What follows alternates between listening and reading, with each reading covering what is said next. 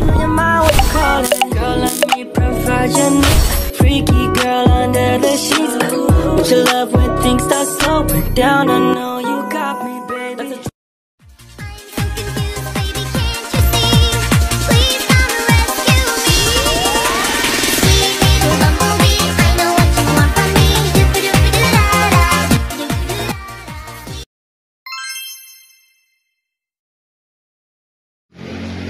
Oy, alam mo ba ang communicational model? Hindi pa. Tara na't ating alamin.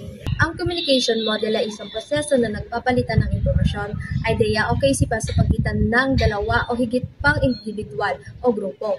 Ang mga communication model ay mga teoretikal na balangkas na naglalarawan kung paano nagaganap ang proseso ng komunikasyon. At ito ay may mga elemento. Narito aking kaibigan upang ibahagi ito. Ang linear communication model ay isang paraan ng pagpapaliwanag kung paano maipapadala ang mensahe ng isang tao para sa isa pang tao. Ito rin ay tinatawag na one-way communication model sapagkat ang mensahe ay dire-diretso lamang at hindi maaaring makapagbigay ng feedback o kasagutan ang mga receiver nito.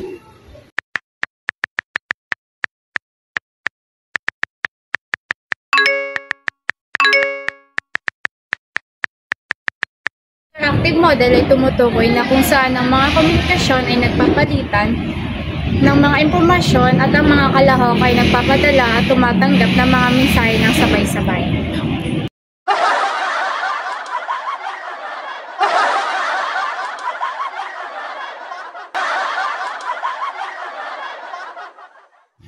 The transactional model of communication is a model that describes the exchange of information between two or more people. Diba, apat tayo. So, sa physics, gagawin na lang natin. Dalawa yung gagawin natin. Sa amin yung isa, at sa inyo yung isa. Kasi diba, sabi naman ni Sir, kahit ilan kayo dun sa group mo, basta may magka kayo. So, sino magdadala ng magdala? Ikaw na sa jar. Ikaw na lang sa jar.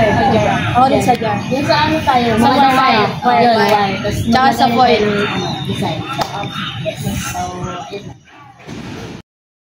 Bye-bye!